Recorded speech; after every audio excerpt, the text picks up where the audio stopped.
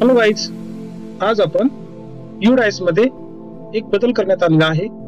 अपार card generate करण्यापूर्वी काही अडचणी येत आहेत आणि त्या संदर्भात UDICE कडून एक अपडेट आलेली आहे. तर त्या अपडेट संदर्भात आपण माहिती घेणार आहोत. चला तर मग जाऊया आपण UDICE च्या पोर्टल मध्ये. आता UDICE पोर्टल मध्ये जाण्यासाठी आपल्याला प्रथमतः गुगल वरती सर्च करायचं आहे. आपल्या लॅपटॉपवर किंवा मोबाईल वरती आपण UDICE प्लस हे पोर्टल ओपन केल्यानंतर आपल्याला या ठिकाणी अशा प्रकारचं स्क्रीनवरती UDICE पोर्टलच्या डिटेल्स आपल्याला दिसेल. त्यानंतर select state to log in, आपल्या स्टेटचं नाव या ठिकाणी मेन्शन करायचं आहे.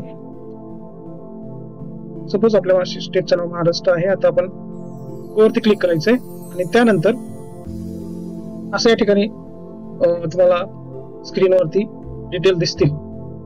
करंट अकॅडमिक इयर या ठिकाणी मला 2024-25 या ठिकाणी सिलेक्ट करायचं आहे आणि त्यानंतर आपण स्कूल डॅशबोर्ड वरती जाणार आहोत. स्कूल डॅशबोर्ड वरती पाहिल्यानंतर आपल्याला या ठिकाणी काय अपडेट आलेली आहे तर ती एकदम लास्ट या सेक्शन मध्ये आहे. फॉर्म फिल्ड्स व्हॅलिडेशन गाईड हे जे न्यू अपडेशन आलेलं आहे त्याच्यावरती आपल्याला क्लिक करायचं आहे. तर ह्या जनरल प्रोफाइल फील्ड रूल्स नावाचे त्यांनी एक अपडेट दिलेले आहे की कोणत्या टॅब मध्ये तुम्हाला कोणकोणता बदल अपेक्षित आहे किंवा कोणत्या गोष्टी मॅन्डेटरी आहेत आणि ते भरणं कंपल्सरी आहे, हे या आताच्या अपडेट मध्ये त्यांनी सांगितलेलं आहे. तर पहिल्यांदा आपण या ठिकाणी बघायचंय 4.4.1.1 स्टुडंट नेम मध्ये काय चेंजेस करायचे आहेत किंवा कुठल्या प्रकारची माहिती फिल करायची आहे हे त्यांनी सांगितलेले आहे. Add student, user can add a student by following the rules. काही नियम दिलेले आहेत, त्या नियमानुसारच आपल्याला या ठिकाणी स्टुडंटचं नाव ऍड करायचं आहे किंवा बदल करायचा आहे. ओके, तर ह्या जो टूल्स दिलेला आहे किंवा हे जे प्रोफाईल स्टुडंटचं दिलेले आहे त्याच्यामध्ये it is not an optional field, म्हणजे याला पर्याय नाही, हे तुम्हाला भरावंच लागणार आहे. म्हणजेच हे कंपल्सरी आपल्याला ते फिलअप करायचं आहे. Then please do not use title such as mister, missus, miss, Shri and Shrimati. या ठिकाणी कुठल्याही प्रकारचं मिस्टर, मिसेस, एमएस अशा प्रकारचं टायटल जे आहे ते या ठिकाणी द्यायचं नाही. ठीक आहे. त्यानंतर पुढचा रूल्स आणि दिलेला आहे. The name should be between 2 and 50 character in the length. म्हणजेच ज्या विद्यार्थ्याचं आपल्याला नाव त्या ठिकाणी मेन्शन करायचं असेल स्टुडंट नेम मध्ये ते साधारणतः 2 ते 50 या कॅरेक्टर मध्ये असणं, त्याची जी लांबी आहे ती या मध्येच असणं गरजेचं आहे. त्यापेक्षा जास्तही नको आणि 2 पेक्षा कमी नको. पुढचा त्यांनी रूल्स दिलेला आहे.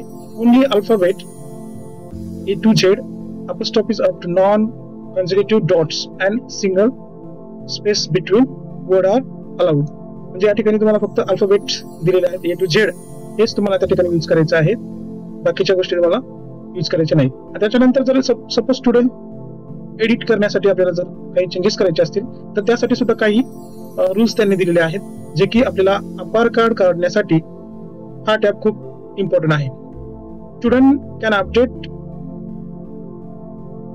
Name through student name update model in the left side menu. या लेफ्ट साइडच्या मेनू मध्ये या ठिकाणी बघा स्टुडंट अपडेट हा जो टॅब दिसतोय त्या टॅबवर आपण स्टुडंटचं नाव आपण अपडेट करू शकतो किंवा बदलू शकतो.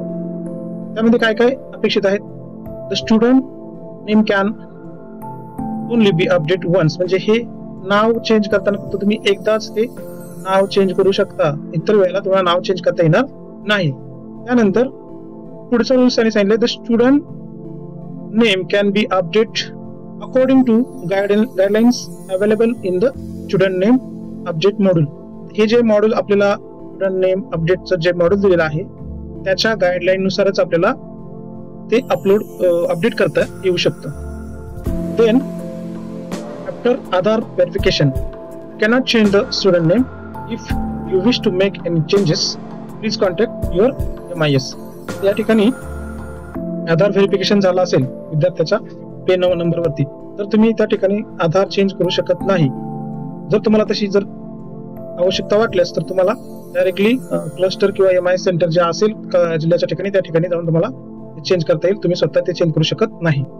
देन बघा पुढे काय सांगितले. वन्स द अपार is created you can not change students name.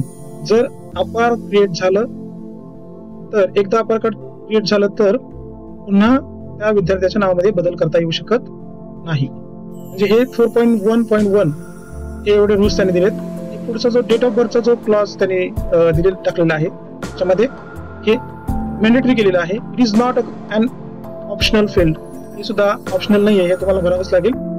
याच्यामध्ये the date of birth must follow the format DTMMYY. म्हणजेच तुम्हाला हा जो फॉर्मॅट त्यांनी दिलेला आहे DTMMYY या फॉर्मॅट नुसारच ते तुम्हाला फिलअप करायचं आहे. त्यानंतर the students age cannot be less than 2 years on the session start. आता हे सुद्धा इम्पॉर्टंटच आहे, कारण त्याचं जे एज आहे less than 2 years on the session start झाल्यानंतर त्याचं जे एज आहे त्याचं ते सुद्धा इम्पॉर्टंट आहे. त्यानंतर students date of birth should be earlier than 1/1/1943. तर हे जे डेट आहे तर ह्या डेटच्या पुढची असावी. If the student's age does not match the age matrix, a confirmation message will be displayed on the screen allowing the user to take further action accordingly. हे पण आपल्याला नेक्स्ट स्टेप वरती दिसतं की जेव्हा तुम्ही त्याचं जे जनरल प्रोफाईल आपण बघतो GPP हे भरताना तिथं एज मॅट्रिक्स येतं, त्याच्यानुसार कोणता विद्यार्थी कोणत्या त्याच्या एज नुसार बसतोय हे त्याचं डिटेल्स त्यांनी जे रूल्स आहेत त्यानुसार सांगितलेले आहेत. पुन्हा एकदा त्या ठिकाणी next after Aadhaar verification can not be change the student date of birth. एकदा व्हेरिफिकेशन झालं तर त्या ठिकाणी आपण चेंज करू शकत नाही. तर ते जर चेंज करायचं असेल, काही मिस्टेक आपल्याकडून झालेलं असेल तर मात्र आपण स्वतः चेंज न करता ते डायरेक्टली EMI सेंटरला जाणार आहे. EMI सेंटरमध्ये ते व्हेरीफाय होऊन मगच त्याच्यामध्ये चेंजेस होऊ शकतो. आणि पुढे एकदा सांगितलंय once the APAR is created you cannot be change the student's date of birth. एकदा APAR ID क्रिएट झाला तर तुम्ही कुठल्याही प्रकारे त्याच्यामध्ये चेंज करू शकत नाही, म्हणून ते भरताना एकदम केअरफुली ते फिलअप करायचं आहे. नेक्स्ट आहे बघा 4.1.4 मदर्स नेम. आता या ठिकाणी सुद्धा इम्पॉर्टंट आहे. हे सुद्धा आपल्याला it is not an optional field, हे आपल्याला ऑप्शनल नाहीये, म्हणजेच कंपल्सरी ते करायचं आहे. त्यानंतर the name should be between वरती सांगितलं तर त्याच प्रकारे आईचं नाव सुद्धा तुम्हाला 2 आणि 15 कॅरेक्टर मध्ये त्याची लांबी असणं गरजेचं आहे. पुन्हा एकदा only alphabets A to Z हे तुम्हाला टाकायचं आहे. बाकीचे वर्ड्स तुम्हाला त्या ठिकाणी अलाउड केलेले नाहीत, फक्त अल्फाबेटिक 1 to Z पर्यंतच तुम्हाला त्यामध्ये चेंजेस करायला परमिशन आहे किंवा नाव टाकायला परमिशन आहे. इन 4.1.5 हा जो रूल्स सांगतोय तो तुम्हाला फादर्स नेम संदर्भात, त्यामध्ये सुद्धा असं सांगितलं फादर नेम्स मध्ये सुद्धा it is not an optional field. हे ऑप्शनल नाहीये, हे तुम्हाला कंपल्सरी वडिलांचं नाव भरायचंच आहे. नेम शुड बी पुन्हा तेच 2 ते 50 कॅरेक्टर त्याच्यामध्ये त्याची लांबी असणं आवश्यक आहे. नेक्स्ट ओनली अल्फाबेट्स तुम्हाला त्या ठिकाणी वापरायचे आहेत. इतर कुठल्या प्रकारचे डॉट्स वगैरे तुम्हाला त्या ठिकाणी चालणार नाही. सपोज 4.1.6 मध्ये गार्डियन नेम्स आहे. गार्डियन नेम मध्ये तुम्हाला पालकांचं नाव लिहायचं आहे. हे सुद्धा आपल्याला is not an optional field, हे तुम्हाला गार्डियनचं नाव तुम्हाला कंपल्सरी टाकायचं आहे. सेम त्यालाही सुद्धा name should be between 2 and 50 characters length, हे तुम्हाला 2 ते 50 या कॅरेक्टर मध्ये ते भरावं लागणार आहे. आणि अल्फाबेट सुद्धा तुम्हाला A to Z यामध्येच टाकायचे आहे. आता पुढचा पॉइंट काय तो बघा, हा सर्वात इम्पॉर्टंट, त्याच्यामुळे APAR ID बनायला खूप मोठा प्रॉब्लेम येत आहे. ज्यामुळे APAR ID जनरेट होत नाही, तर त्याचं रिझन म्हणजेच आधार नंबर आणि आधार वरती असणारं नाव, हे दोन पुढचे जे रूल्स दिलेले आहेत 4.1.7 आणि इथला 4.1.8 हे सगळ्यात इम्पॉर्टंट आहे. तर हे करण्यासाठी बघा त्यांनी पहिला रूल दिलाय त्याच्यामधला 4.1.7 मधला it is not an optional field, हे तुम्हाला कंपल्सरीच आहे. म्हणजेच थोडक्यात या ठिकाणी तुम्हाला कुठलाही ऑप्शन नाहीये, तुम्हाला भरावंच लागणार आहे. Then Aadhaar number should be valid. तुमचा जो आधार नंबर आहे तो कसा असला पाहिजे, तर तो वैध असला पाहिजे, व्हॅलिड असला पाहिजे. त्यानंतर Aadhaar number should be not start with 0 and 1. कुठलाही नंबर हा 0 किंवा 1 नंबरने स्टार्ट होत नाही, तर इतर नंबरने तो स्टार्ट होतोय.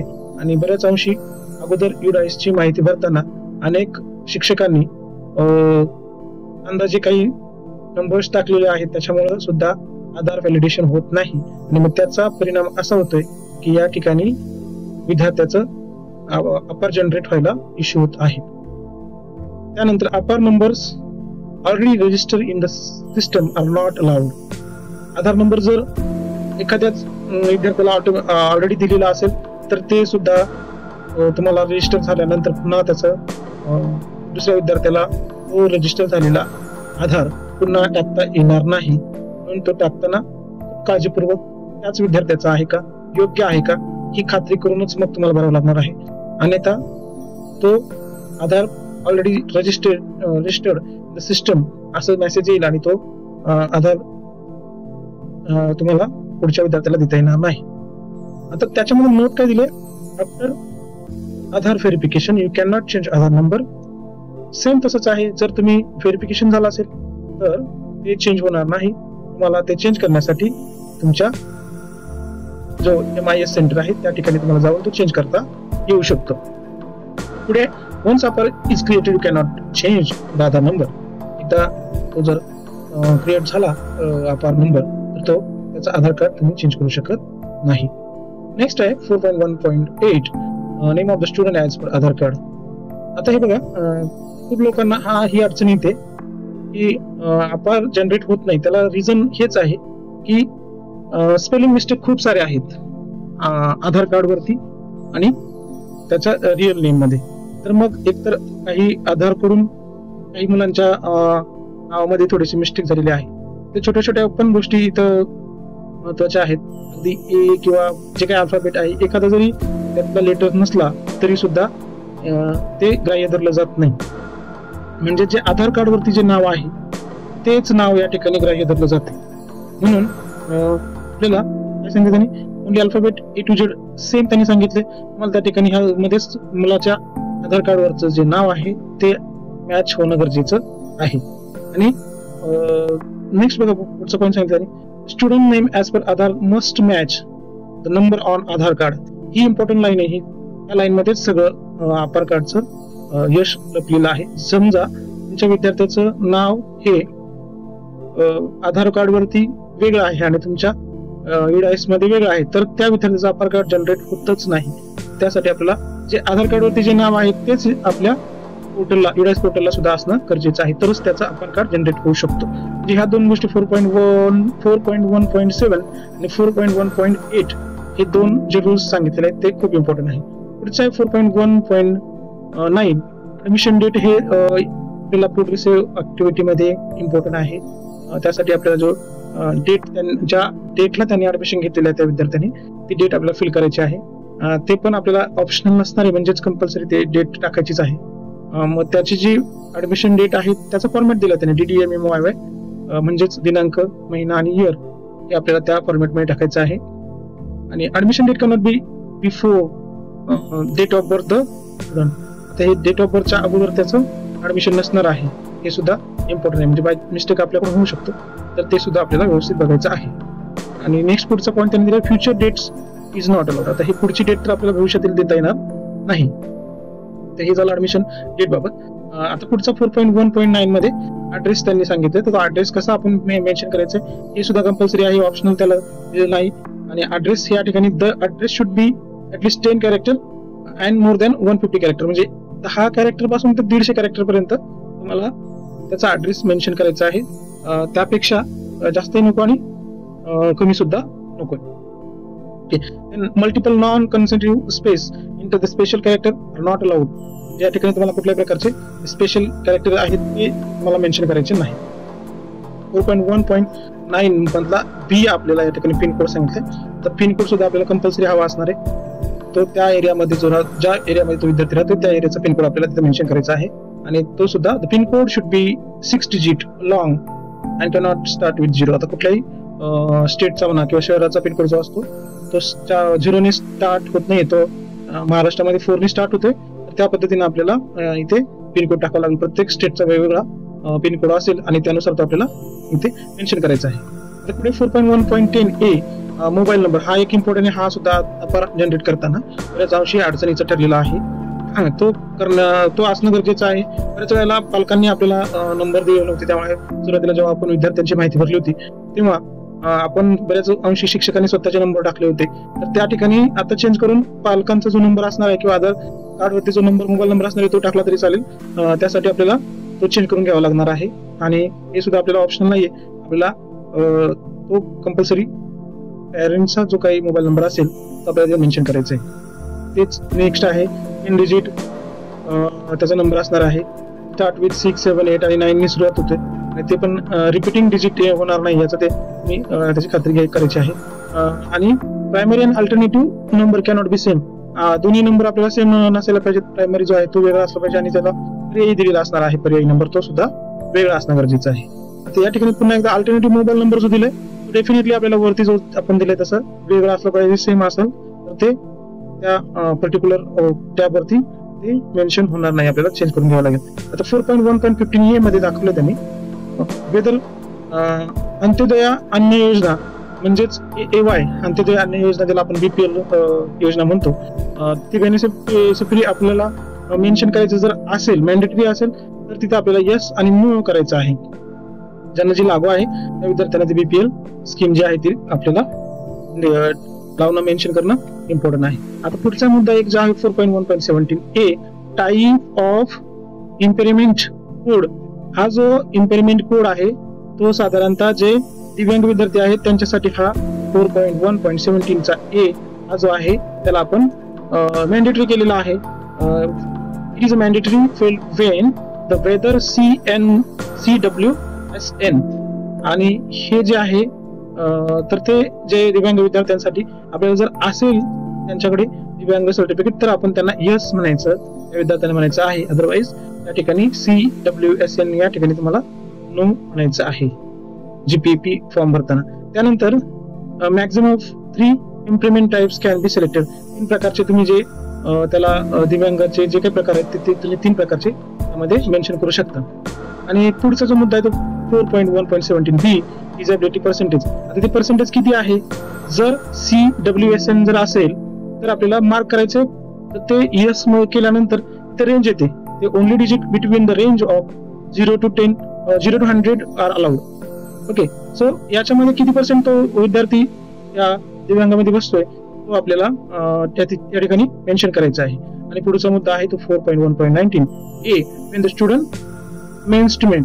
आता या ठिकाणी it is a mandatory fail when is this student identified out of school child current and previous year. हे एक इम्पॉर्टंट हा एक घटक चाललेला आहे आणि तो आपल्याला ह्या माध्यमातून आपल्याला कशा पद्धतीने सॉल्व्ह करता येईल तो या ठिकाणी पाहायचा आहे. अजून एक अपडेट येणार आहे पुढच्या 2 दिवसामध्ये.